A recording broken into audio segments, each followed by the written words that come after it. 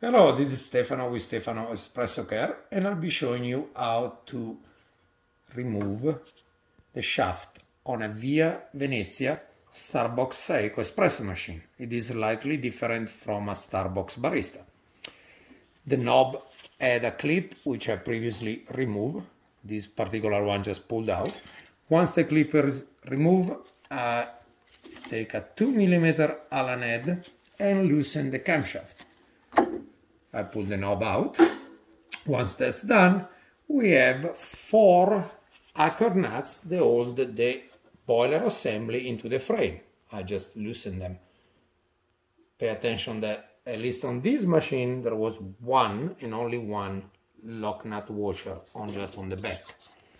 Once that's removed, you'll have to lift enough the boiler to clear the shaft.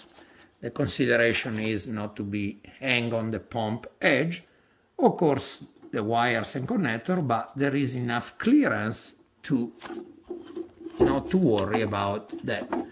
Once that's loosened like that, just slightly pull up and remove your camshaft, unscrew your shaft. The two O-rings are there.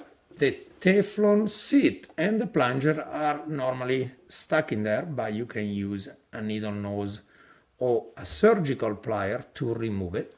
Once pull out, it is pretty straightforward from there. In reassembling, just pay attention that the camshaft will clear the mechanism of the macro switch.